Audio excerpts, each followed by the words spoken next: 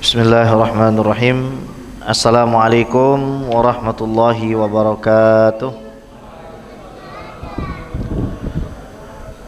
Alhamdulillah, wassalatu wassalamu ala sayyidina Rasulillah, sayyidina wa maulana Muhammad ibni Abdullah wa ala alihi wa sahbihi wa mawalah wa la hawla wa la quwata illa billah. Amma ba'd, fanawayna ata'alum wa ta'lim wa tadhakur wa tadhkir wa naf'a wal intifa' wal ifadah wal istifadah wal hatha ala tamassuki bi kitabillah wa sunnati rasulillah ibtigha'an li mardatillahi wa wajhil karim. Allahumma faqihna fid din wa 'allimna ta'wil waj'alna minal ladzina yastami'una al-qawla fayattabi'una ahsanah. Allahumma arinal haqqa haqqan warzuqna ittiba'ah wa arinal batila batila warzuqna ijtinabah wa adkhilna birahmatika fi ibadika salihin. Rabbi zidna ilma warzuqna fahma, amin ya rabbal alamin. Bapak Ibu sekalian yang saya muliakan, saya hormati karena Allah, segenap pengurus masjid Assalam Kimia Farma yang berbahagia. Alhamdulillah, pada malam hari ini kita diberikan izin oleh Allah Subhanahu wa taala, digerakkan kita untuk sama-sama salat maghrib berjamaah. Kita lanjutkan insyaallah beberapa waktu ke depan menunggu waktu Isya dengan kita melanjutkan pembacaan kitab Al-Hikam yang ditulis oleh Al-Imam Ibnu Athaillah As-Sakandari. Pertemuan yang sebelumnya kita mempelajari beberapa hikmah. Yang pertama, min alamatil i'timadi 'alal amal nuqsanur raja'i 'inda wujudi zalal. Dari tanda seseorang itu bergantung kepada amalnya bukan kepada rahmat Allah adalah berkurangnya pengharapan dia kepada Allah Subhanahu wa taala pada saat dirinya mengalami ketergelinciran. Maknanya seseorang yang tulus apabila mengalami satu hal yang tidak menyenangkan di dalam hidupnya, baik urusan lahir maupun batin, dirinya tidak putus asa dari rahmat Allah. Sedari awal memang dirinya faham bahwa segala sesuatunya adalah diciptakan oleh Allah Subhanahu wa taala. Sebaliknya, ciri ketidakikhlasan seseorang salah satunya apabila dia mengalami ketergelinciran di dalam hidupnya, di dalam ibadahnya mengalami futur atau penurunan, semisal dia melakukan satu maksiat, maka dirinya putus asa dari rahmat Allah. Hal itu adalah sebuah indikator, kata Imam Ibnu Athaillah, bahwa orang tersebut tidak ikhlas. Karena orang yang ikhlas sejatinya tidak melihat dirinya, tidak melihat amalnya.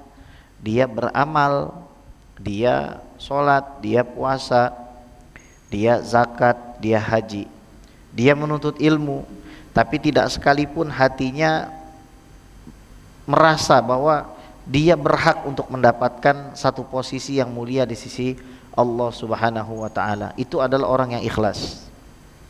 Sebagaimana dijelaskan oleh Al-Imam An-Nawawi ketika beliau memaparkan tentang hadis innamal a'malu binniyat itu. Karena manusia yang beribadah kepada Allah dibagi jadi tiga. Yang beribadah seperti budak, artinya karena takut. Yang beribadah seperti pedagang, artinya karena mau sesuatu, menganggap bahwa saya sudah sholat maka saya berhak mendapatkan ini, saya sudah bersolawat saya berhak mendapatkan ini. Itu adalah ibadahnya pedagang. Adapun yang ketiga adalah ibadahnya siapa? Orang merdeka. Ibadahnya orang merdeka ini, pertama, dia melakukan semua amal ibadah karena merasa syukur kepada Allah. Kedua, dia merasa punya kewajiban sebagai seorang hamba untuk mengabdi kepada Allah. Syukur terhadap semua nikmat, pengabdian. Yang ketiga, merasa dirinya selalu kurang di dalam menunaikan perintah Allah. Yang keempat, tandanya orang yang ikhlas itu, orang yang sempurna keikhlasannya itu adalah khawatir apakah amalannya diterima atau tidak. Dalam artian dia takut amalannya tidak diterima, selalu melihat kepada kekurangannya. Nah, dibalik orang yang tidak ikhlas, amalnya tidak terlalu banyak, panjang angan, merasa sudah berprestasi di sisi Allah, sehingga akhirnya dilenakan dengan kehidupan dunia, baik itu dalam bentuk yang materik seperti dimudahkan urusan-urusan duniawinya, atau dalam bentuk yang maknawi seperti dapat pujian orang. Pujian orang itu bahaya ibu ya. Jadi sebabnya banyak wali itu jatuh karena dipuji. Banyaknya orang-orang itu tidak bisa naik tingkatan spiritualnya karena senang dipuji oleh orang lain. Itu sulit ya. Ini yang pertama kemarin sudah kita pelajari. Maka kita harus bersandar bukan kepada amal tapi kepada rahmat Allah. Udah begitu saja, kepada rahmat Allah. Dan salah satu daripada rahmat Allah adalah baginda Nabi besar Muhammad sallallahu alaihi wasallam. Wa ma arsalnaka illa rahmatan lil alamin. Ya. Makanya kita bersolawat karena mencari rahmat Allah. Dari siapa wasilahnya? Rasulullah sallallahu alaihi wasallam. Yang kedua, kita sudah belajar juga iradatuka tajrid ma iqamatillah iyyaka fil asbab minasyahwatil khafiyah. Keinginanmu untuk meninggalkan pekerjaan dunia padahal dirimu diposisikan pada posisi itu oleh Allah adalah termasuk dari syahwat yang tersembunyi. Keinginanmu untuk meninggalkan posisimu yang Allah tempatkan untuk mencari urusan-urusan dunia dengan sebab adalah dari syahwat yang tersembunyi. Dan keinginanmu untuk mencari sebab padahal Allah Subhanahu wa taala memposisikanmu di dalam posisi yang disebut tajrid, tidak membutuhkan sebab, adalah merupakan jatuhnya dari tekad spiritual yang tinggi. Manusia dibagi jadi dua. Di sisi Allah semuanya sama, tapi dalam posisinya ya sama-sama penting. Kiper sama penyerang itu nggak bisa dihilangkan salah satunya. Striker penting untuk mencetak gol. Kiper penting untuk apa? Menjaga gawang. Dicabut salah satunya gagal, permainan akan gagal. Artinya di sini bukan untuk membandingkan ya. Tapi yang paling penting adalah kita mengetahui di mana kita diposisikan oleh Allah Subhanahu wa taala. Jadi ada posisi orang harus bekerja, keluar dari rumah jam 5, pulangnya juga jam 5, kadang jam 6, dari Senin sampai Jumat. Ada orang yang mungkin keluar rumahnya hanya 3 jam. Ada orang yang bahkan gak pernah keluar rumah sama sekali gitu. Oke? Nah, nanti dilihat kalau orang yang keluar rumah ini dari pagi sampai pagi lagi, misalnya dari pagi sampai sore, dia ridho, dia tidak meninggalkan kewajibannya.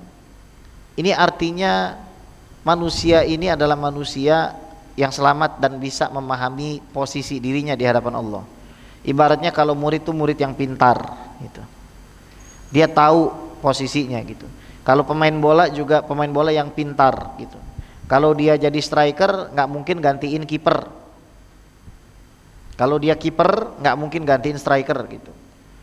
Dan dia nggak merasa iri dengan orang-orang yang seperti itu gitu. Meskipun dia senang apabila ada orang lain yang kelihatannya mungkin jam kerjanya sedikit, tapi mungkin secara penghasilan lebih banyak. Saya ambil contoh saja. Siti Maryam itu tidak bekerja, tapi duitnya banyak, rezekinya banyak, makanannya banyak. Siti Maryam tidak bekerja gitu. Nabi Isa bekerja enggak? Semua nabi kerja, menggembala kambing, semuanya menggembala kambing. Nah, oke. Lantas ada bedanya? Ya enggak ada. Yang membedakan itu tergantung kitanya. Kalau kita sebagai manusia yang melihat, oh iya, saya punya anak, punya istri, punya pekerjaan, saya sebagai murid saya harus belajar, sebagai apapun lah ya, saya harus mengerjakan pekerjaan saya dengan baik. Nah, semuanya dilakukan karena Allah, berarti kita adalah hamba yang cerdas. Sebaliknya ada memang orang-orang yang diposisikan oleh Allah Subhanahu wa taala tidak memerlukan itu, tapi dia memiliki satu kewajiban yang lain. Apa itu? Satu, menuntut ilmu. Kira-kira santri yang ada di pondok pesantren itu mereka bekerja nggak Pak? Enggak, mereka nggak bekerja. Mereka dikasih uang sama orang tuanya. Yang kerja siapa? Orang tuanya. Nah, santri itu bakalan berdosa di sisi Allah Subhanahu wa taala kalau dia tidak belajar. Kalau dia menghabiskan waktu dan umurnya untuk kesia-siaan itu. Yang dipikirannya malah pengen kerja gitu loh. Kebalik jadinya. Nah, Imam Ibnu Athaillah mengatakan kalau ada seseorang ingin jadi santri nggak kerja gitu ya, padahal dia diposisikan gitu kan untuk bekerja, dia punya sikap ketidakridhaan gitu, itu sebenarnya adalah syahwat dia, itu syahwatnya yang tersembunyi itu. Dan ini memang berat gitu ya, memang berat. Sebaliknya, apabila ada seorang santri, saya ibaratkan saja, yang kerjaannya hanya harus belajar, ngapal Quran, ngapal hadis, tapi pikirannya malah kemana-mana gitu loh. Padahal dia tidak membutuhkan itu, karena sudah ditanggung gitu. Ini adalah jatuhnya seseorang dari derajat yang tinggi. Nah, ini harus kita pahami baik-baik di mana letak posisi kita. Yang jelas nggak ada bedanya, ya. Jangan merasa bahwa ada seorang lebih mulia daripada kita atau kita lebih mulia daripada orang lain. Semuanya sama. Bagi seorang ustadz misalkan, dia ngajar mungkin sehari 2 kali, 3 kali, maka PR-nya dia jangan sampai merasa lebih mulia dari orang-orang yang kerjanya jauh lebih keras dari diri dia. Begitu juga orang yang kerjanya keras, orang yang bekerja keras, banting tulang peras keringat, dia jangan sampai punya rasa hasad karena masing-masing nggak bisa jadi presiden. Kalau misalkan semuanya jadi ustadz, saya tanya, yang mau dengerin ceramah saya siapa? Ada? Kalau semuanya jadi ketua DKM, semuanya jadi ketua DKM, kira-kira yang mau ceramah siapa kalau begitu? Nggak ada.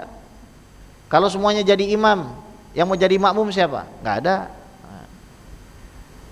Jadi ini kembali kepada pelajaran kita, belajar ilmu tauhid, bahwa la fa'ila fil haqiqah illallah, tidak ada yang menggerakkan suatu apapun, menciptakan suatu apapun kecuali Allah. Kalau sudah begitu positioning kita kan ridho akhirnya. Oh ya udah, ini memang sudah ditakdirkan oleh Allah Subhanahu wa taala selama memang sesuai dengan syariat. Itu porsinya. Kalau nggak sesuai dengan syariat, nggak bisa kita mengatakan serta merta ini adalah keinginan Allah lantas berlepas diri. Contoh, ada maling motor ketangkep, pakai dia ilmu ini semua adalah hasil kreasi Allah. Kalau mau tangkap jangan tangkap saya, tapi tangkap Allah. Ya, akhirnya penjara jadi kosong Bu. Makanya ada hakikat, ada syariat. Oke? Syariat itu wajib untuk dijalankan, hakikat wajib untuk diyakini. Nggak bertentangan. Orang sudah tahu hakikatnya Allah Subhanahu wa taala menciptakan semuanya, dia tetap nggak boleh maling. Sudah tahu bahwa sholat itu tidak bisa memasukkan dia ke dalam surga, yang memasukkan itu adalah Allah Subhanahu wa taala, dia nggak boleh ninggalin sholat. Sudah tahu bahwasannya zakatnya nggak berarti di sisi Allah, ibadahnya nggak berarti di sisi Allah. Kalau bukan karena rahmat Allah, bukan artinya dia bisa ninggalkan sholat, bisa ninggalkan zakat, haji dan lain sebagainya. Justru kepahaman yang tinggi terhadap hakikat menjadikan seseorang menjalani syariat dengan gampang, karena di dalam hatinya dia faham bahwa ini semua adalah perintah dari zat yang menciptakan saya. Tadi sudah saya jelaskan ya. Ada rasa tanggung jawab ke hadapan Allah dan lain sebagainya. Yang lalu kita juga belajar nih, kita nanti masuk ke hikmah ke 4 ya. Yang ketiga kita belajar bahwa sawabikul himam la takhriku aswarul aqdar. Tingginya, hebatnya tekadmu itu tidak akan bisa menghancurkan pagar takdirnya Allah Subhanahu wa taala. Enggak bisa. Kalau Allah sudah memutuskan di Lauhul Mahfuz, Allah memutuskan sejak azal bahwa Fir'aun itu adalah mati dalam keadaan kafir, maka meskipun Musa dan Harun alaihi wassalam yang diutus tidak akan bisa menyelamatkan. Kalau Allah sudah putuskan sejak azal bahwa Abu Jahal dan Abu Lahab mati dalam keadaan kafir, meskipun Sayyidil Wujud Nabi Muhammad SAW yang diutus, tetap tidak bisa merubah keadaan. Meskipun demikian, kita lihat Nabi Muhammad. Nabi Muhammad sudah tahu di mana posisinya Abu Jahal, Abu Lahab, sudah tahu masuk neraka gitu.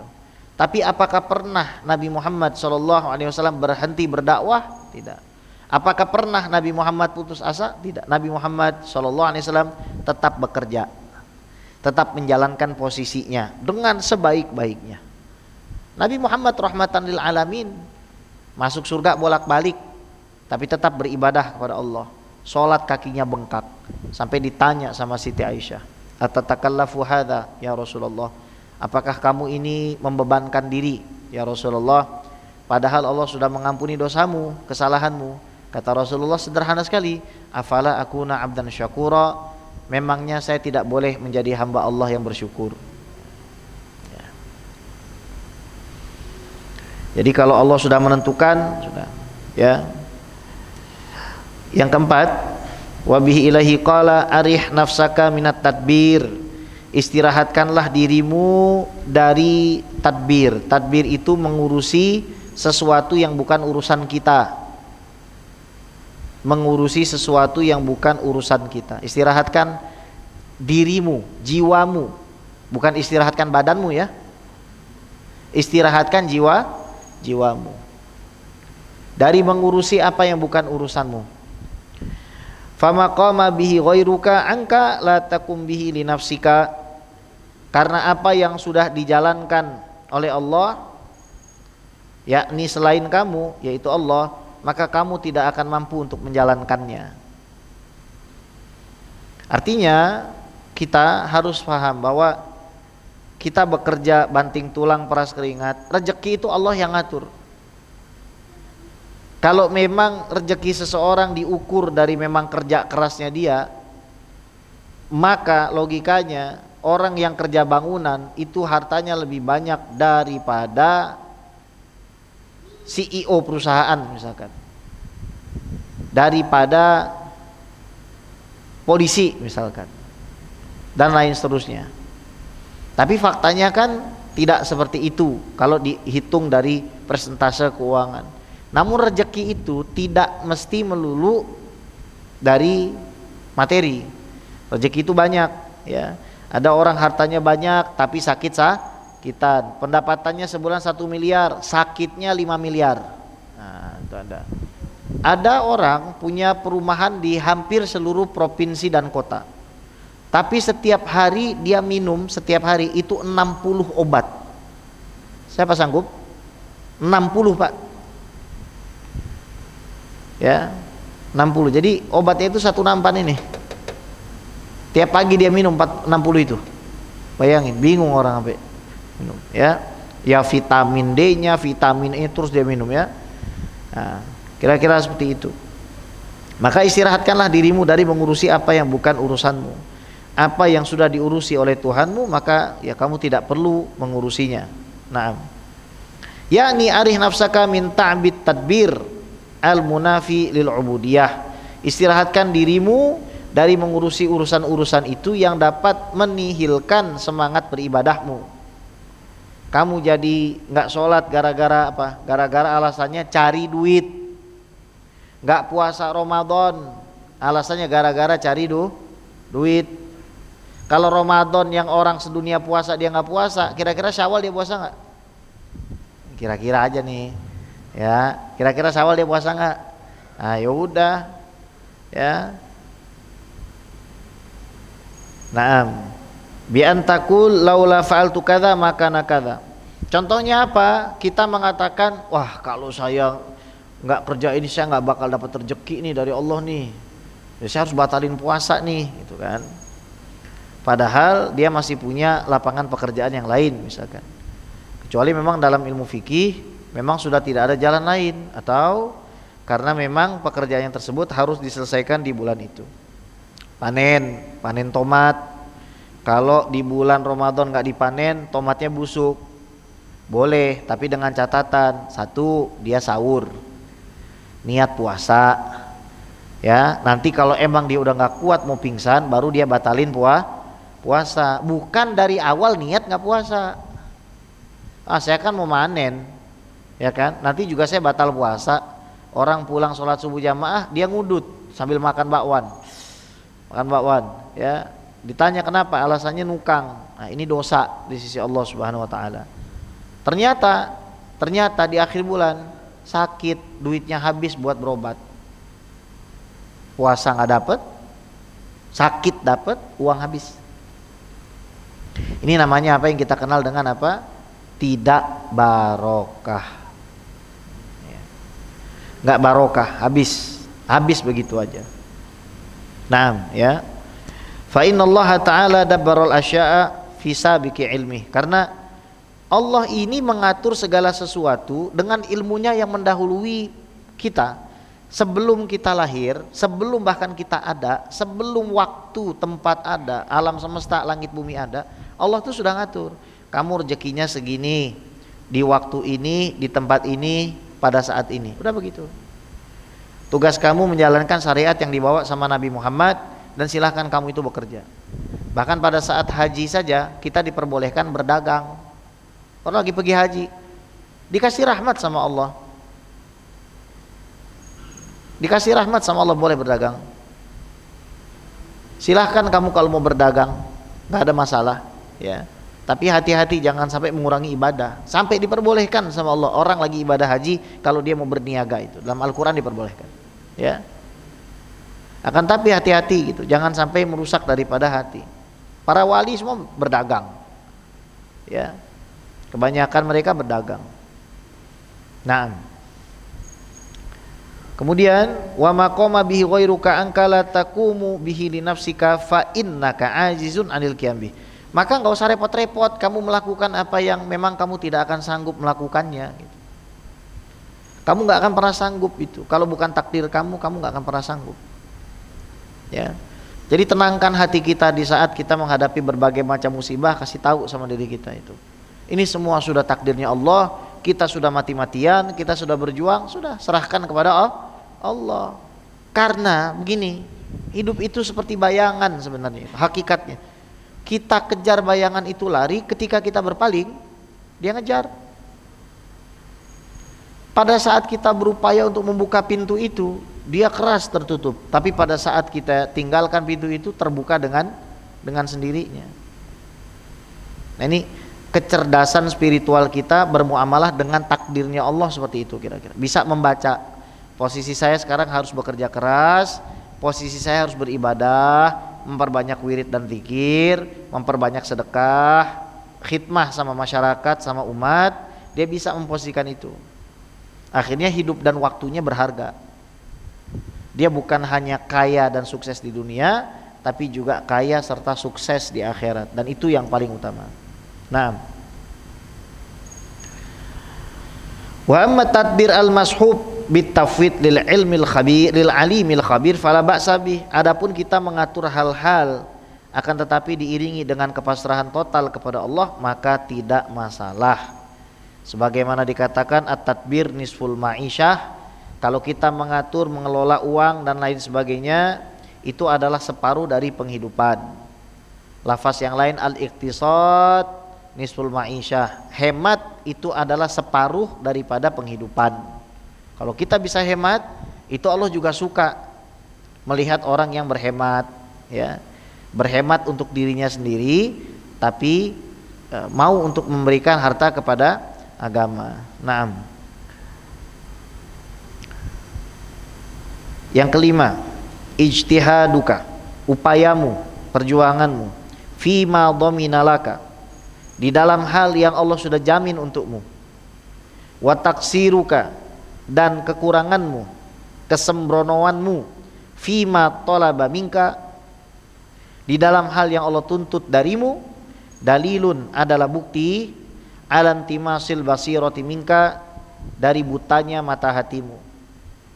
Mengupayakan sesuatu yang sudah dijamin, meninggalkan sesuatu yang dituntut, itu artinya buta mata hati. Anna ijtihadaka ayyuhal murid, sesungguhnya upayamu hai murid, fi talabi ma dhamin, mencari apa yang Allah sudah jamin, ai takaffalallahu laka bihi minar rizq, atas apa yang sudah Allah pastikan, Allah berikan padamu dari rezeki, binahwi qaulihi, dari firman-Nya, wa ma min dabatin fil ardi illa 'alallahi rizquha, dan tidak ada satupun yang melata di atas bumi melainkan Allah tanggung rezekinya. Wa taksiruka, pada saat yang bersamaan kamu ngotot cari duit tapi kamu lalai, kamu sembrono, ai tafrituka fima talaba minka minal ibadah, ibadahmu lalai, ibadahmu hancur. Masjid nggak kamu urus, ada majelis nggak kamu urus, ada waktu buat sholat kamu tidak sholat, ada waktu buat baca Quran kamu tidak baca Quran. Ini harus kita segera introspeksi diri, Pak, karena kita sendiri nanti yang akan tanggung jawab. Ini ceramah bukan buat saya nyeramahin antum, enggak, ini nasihat buat kita semua, termasuk buat saya gitu. Dan saya sering juga memikirkan itu gitu. Apa yang sudah saya capai dengan kemampuan saya ini? Oh, masih banyak yang belum. Nanti saya diterima enggak ya? Saya ini termasuk orang yang lalai atau tidak ya? Itu sering sekali, Pak, saya merasa seperti itu. Maka kadang-kadang istri tuh ngeliatin saya diam gitu, diam. Lama diam gitu, kadang setengah hari, sehari diam. Tanya kenapa, Bi, ada apa? Saya diam aja, diam gitu. Baru terakhir saya kasih tahu, memikirkan apa yang sebenarnya sudah saya perbuat dari kebaikan dan keburukan. Apakah kebaikan saya itu lebih banyak atau keburukan saya? Apa kekurangan saya gitu? Apa yang sudah saya buat, manfaat apa yang sudah saya berikan sama manusia gitu. Pikir gitu. Oh, belum nih.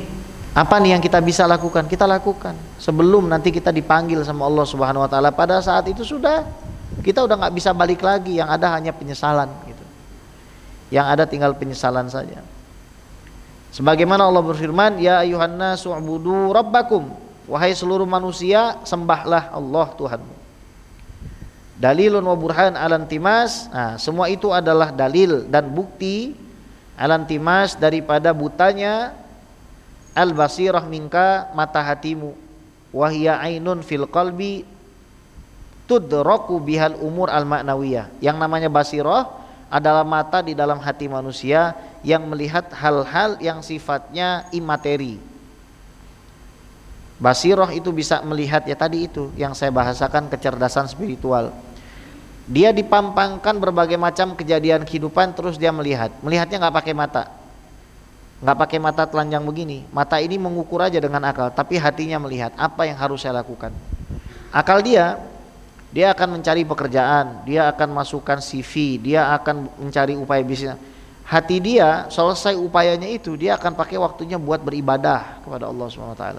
Dia pakai waktunya buat sholat malam, dia pakai waktunya buat bersolawat, dia pakai waktunya buat sholat duha, dia pakai waktunya buat nuntut ilmu.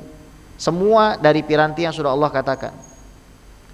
Nuntut ilmu diperintahkan nggak? Diperintahkan. Siapa yang nuntut ilmu dikasih jalan ke surga. Siapa yang bersyukur ditambah, ya kan? Kalau bertakwa akan dikasih jalan dari hal yang tidak disangka-sangka. Perbanyak istighfar, nanti anakmu banyak, hartamu banyak. Hujan turun, Quran semua itu dikasih sama Allah seperti itu. Jalanin apapun pekerjaan kita, harus bagi kita waktu seperti itu. Nah, kalau kita mati-matian kerja, wah begini-begini, terus akhirnya kita dibikin stres hingga lupa sholat, lupa duha, lupa tahajud, lupa ngaji, kita kayaknya harus segera benah-benah tuh. Berarti pandangan mata batin kita kayaknya kurang cerdas untuk kita bisa maknain potret kehidupan kita itu. Hidup itu seperti apa? Seperti film yang kita lihat. Nah, itulah penerjemahan kita terhadap kehidupan. Apa terjemahan kita terhadap fenomena yang ada di kehidupan kita? Istri yang taat atau tidak taat, bagaimana mata hati kita memandang itu? Akal kita, visi kita menyuruh dia, menasihati dia, batin kita berdoa.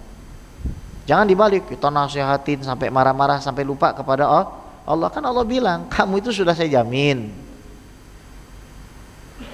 Kamu kalau kenceng-kenceng nyari terhadap sesuatu yang udah saya jamin, sampai kamu itu lalai, teledor dari apa yang saya minta dan saya tuntut kepada kamu, itu berarti mata hati kamu tuh sudah buta. Naam.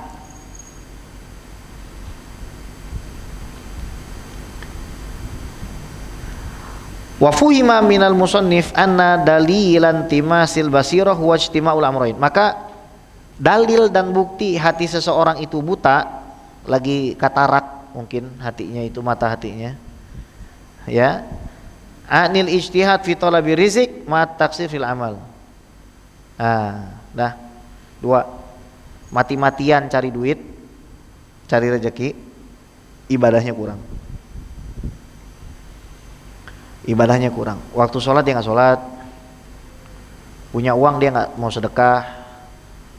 Rasa takut kehilangan duit menyelimuti dirinya, rasa pelit, takut miskin menakut-nakuti dirinya, perhitungan, boros, itu semua adalah penyakit-penyakit yang diciptakan oleh setan, ya, dihembuskan oleh setan, ya.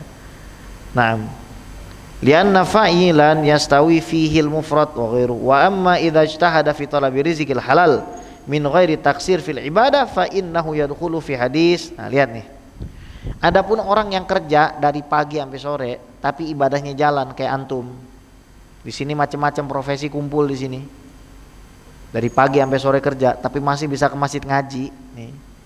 Ini masuk ke dalam sebuah hadis, ya. Man batakalan min talabil halal bata maghfurun lahu. Barang siapa yang menghabiskan waktunya berjuang mencari sesuatu yang halal, maka dia bermalam dalam keadaan diampuni oleh Allah. Tolong ibu kalau suami pulang kerja tuh dipuji. Dipuji bu, kasih tahu anak perempuan ibu, puji. Sungguhnya kamu telah mencari sesuatu yang halal, maka insya Allah dosamu diampuni oleh Allah. Kasih tahu. Istri ini kadang-kadang harus, ya itulah Pak, ya. Bukan ibu-ibu, ini ibu-ibu sudah veteran ini, sudah. Sayangnya nggak ada yang muda-muda. Kalau ada yang muda-muda enak saya marahi Pak. Ya, ini apa, veteran semua, saya udah nggak perlu diceramahi kalau ini. Wong kerjanya ngaji kok. Iya, ya cuman maksudnya sampaikan aja sama istri antum di rumah, kasih tahu gitu bahwa kata Habib Ges, ya hendaknya seorang istri itu memuji suaminya, karena Rasulullah saja memuji orang-orang yang bekerja nanggung nafkah keluarga. Emangnya istri kita lebih hebat dari Rasulullah? Enggak. Nah, saya yakin kalau bapak dipuji sama istrinya langsung semangat Pak kerjanya Pak. Tuh kan, tapi pujiannya pujian ikhlas, bukan pujian awal bulan. Kan ada pujian awal bulan, ada ya kalau pujian tuh datangnya di akhir bulan itu keikhlasan itu namanya. Tapi kalau pujian datang di awal bulan itu ya semoga juga ikhlas kan begitu ya. Ya. Naam.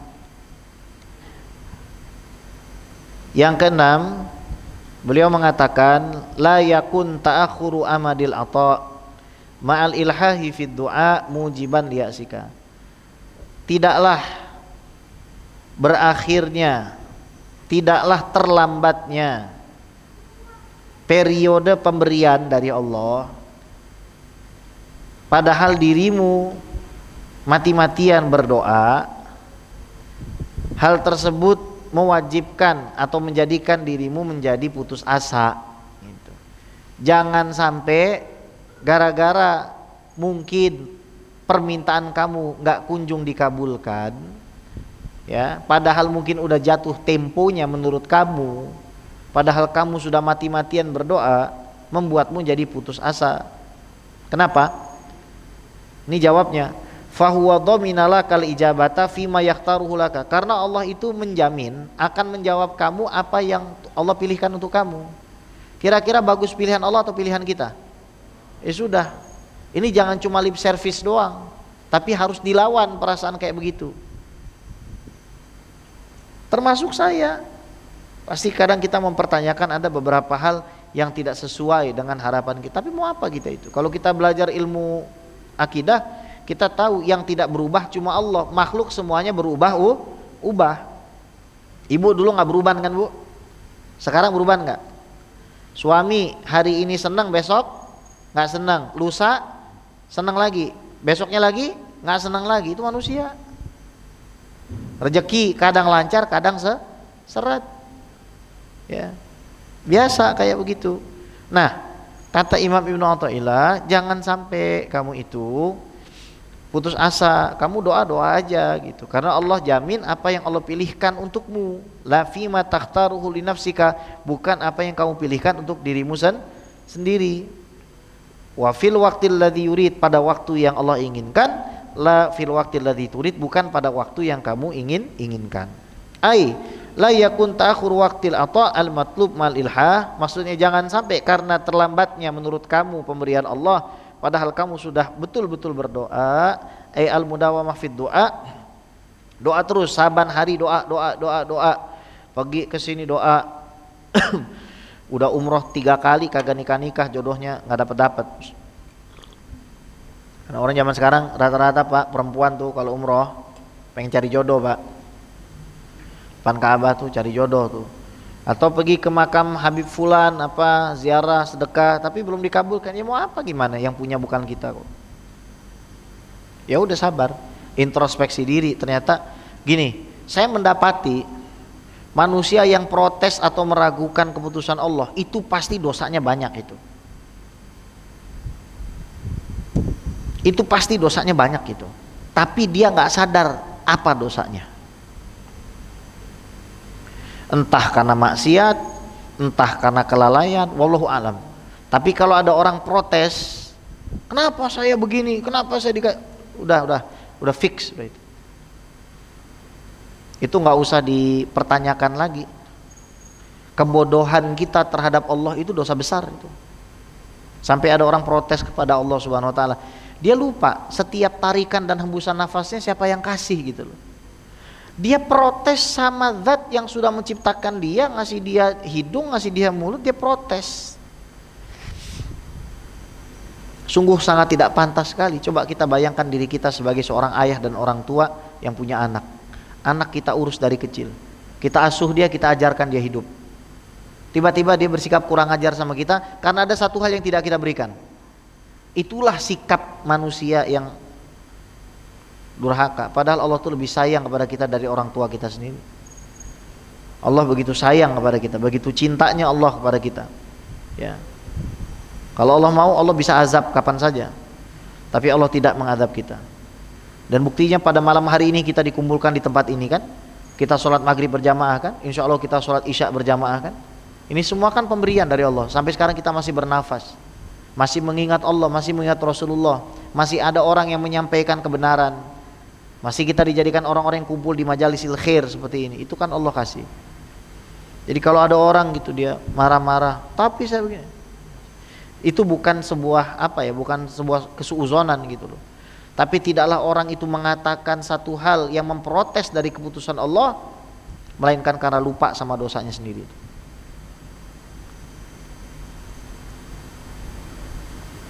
Berarti kita punya dosa tuh. Kalau kita mempertanyakan itu, kita punya dosa. Itu harus segera diistighfari. Dicari apa dosanya itu. Hijabnya kita dari memahami Allah itu adalah hukuman dari Allah itu.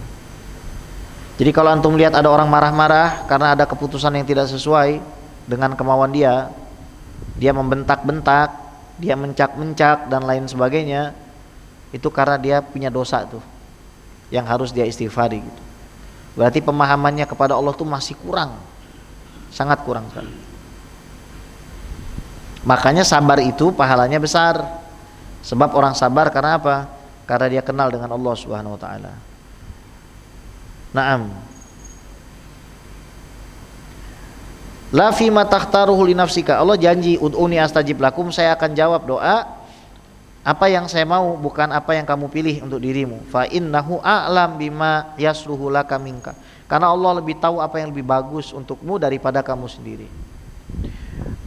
Kita belajar dari ceritanya Nabi Khidir sama Nabi Musa alaihissalam. Ketika naik ke atas perahu, tiba-tiba perahunya dilubangi. Terus Nabi Musa protes, ini kan perahu bagus gitu, kenapa kamu lubangi? Ternyata apa? Di ujung jalan, di ujung laut itu ada raja yang suka merampas kapal-kapal yang bagus. Makanya dilobangin. Nabi Musa protes, kenapa nggak tahu?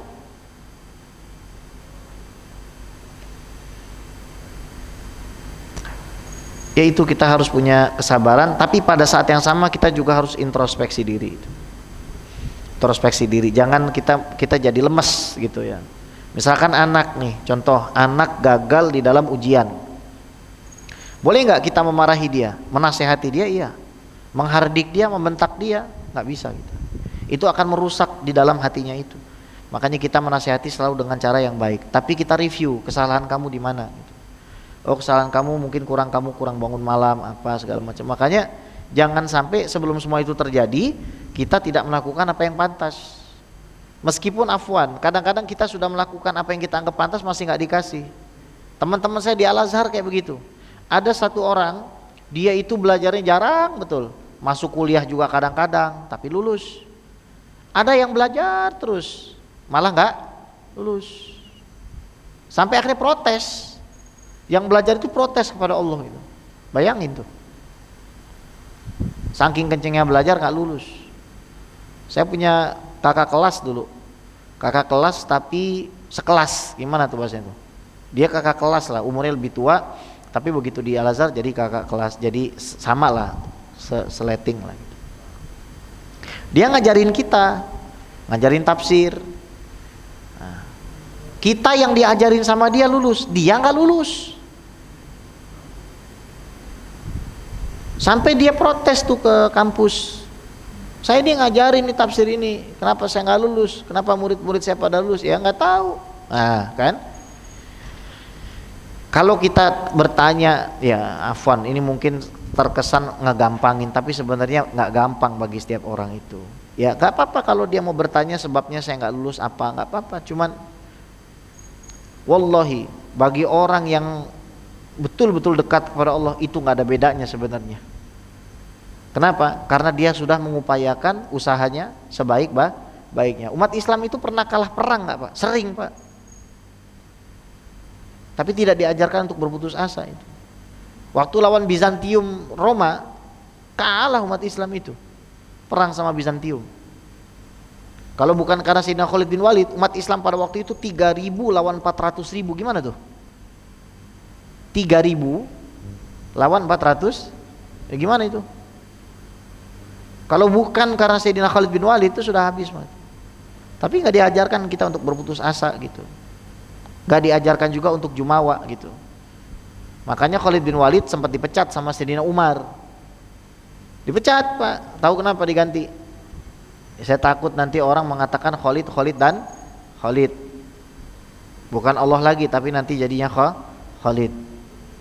Nah, jadi mungkin kita dikasih ujian dalam hidup itu untuk kita memaknainya. Selain kita introspeksi, ada dosa-dosa kita, kekurangan kita pada Allah, kita belajar untuk menikmati apa yang Allah berikan daripada apa yang dianggap musibah bagi orang lain. Ya, nikmatin aja. Ya, habiskan sisa-sisa umur kita ini Bapak Ibu sekalian untuk kita beribadah, untuk kita bermunajat, untuk introspeksi diri. Yang masih muda-muda, habiskan umur untuk berkreasi, manfaatkan waktumu untuk hal yang baik, jangan manfaatin waktu untuk yang gak baik. Yang punya anak, manfaatin waktunya untuk didik anaknya, untuk mempersiapkan generasi masa depan, untuk kita pamerkan di hadapan Rasulullah SAW bahwa ini anak saya, ini hadza min sulalati, ini dari keturunan saya, dari tulang sulbi saya, dari offspring saya, dari darah saya, lahir dari rahim saya, seorang anak yang hafal Quran, anak yang soleh dan soleha. Naam. Dan Allah Subhanahu wa taala berfirman, wa asa an takrahu syai'an wa huwa khairul lakum wa asa an tuhibbu syai'an wa huwa syarrul lakum wallahu ya'lamu wa antum la ta'lamun. Bisa jadi kamu membenci sesuatu padahal itu baik buat kamu. Bisa jadi kamu mencintai sesuatu padahal itu buruk bagi kamu. Allah tahu dan kamu tidak tahu. Pilpres. Nah, mungkin di kalangan kita ada yang tidak ikhlas gitu. Ya, subhanallah. Calon legislatif nggak kepilih, gimana? Allah gitu. Ya. Hanya ya seperti itulah kira-kira gitu. Saya punya ibu itu dulu nyalon jadi anggota DPRD di Lampung, menang, tapi dikhianati sama partainya sendiri. Partainya bilang apa? Karena ibu bukan kader, jadi suara ibu nggak kami anggap. Enak ya? Cuma karena ibu saya itu ngerti, ya udah biarin aja kata ibu saya. Gitu aja jawabannya. Padahal saya bantu tuh kampanyenya tuh. Saya ikut nyebarin flyer, masuk ke kampung-kampung di Lampung tuh. Tapi saya lihat ibu saya santai, nggak ada kesusahan, nggak keluar uang apa, ya udah sabar, ya. Nah, baik, mungkin ada yang mau didiskusikan sambil kita nunggu waktu Isya, silakan.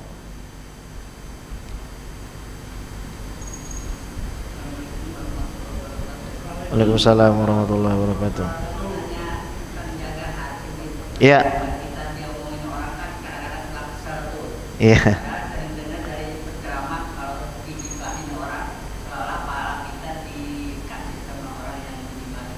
Iya, iya, iya, baik. Tentu tidak mudah Pak, karena saya juga manusia dan saya juga pernah kesel. Tapi kalau kita lihat dari sahabat Nabi, Nabi kasih tahu gitu kan, bahwa kalau kamu diejek orang dan kamu nggak balas, malaikat yang belain kamu. Itu aja udah. Tapi ketika kamu balas, malaikat itu pergi, maka saya pergi. Sayyidina Abu Bakar juga ngebales Pak. Jadi Sayyidina Abu Bakar ketika ketika diejek, diam. Terus Rasul datang, tiba-tiba Rasul datang ke situ. Kenapa kira-kira Rasul datang ke situ? Karena tahu ada orang diejek nggak balas gitu.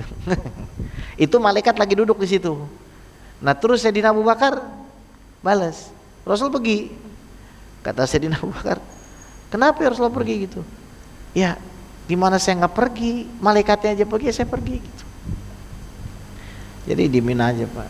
Katanya buah busuk itu nggak usah dilempar, jatuh sendiri. Ya. Buat apa kita ngelempar buah busuk Pak? Nah, gitulah kira-kira. Wallahu taala a'la wa a'lam. Kita tutup baca hamdalah, sholawat dan kafaratul majlis. Wassallallahu ala sayyidina Muhammad wa ala alihi washabihi ajmain. Walhamdulillahirabbil alamin. Subhanakallahumma bihamdika asyhadu an la ilaha illa anta astaghfiruka wa atubu ilaik. Assalamualaikum warahmatullahi wabarakatuh.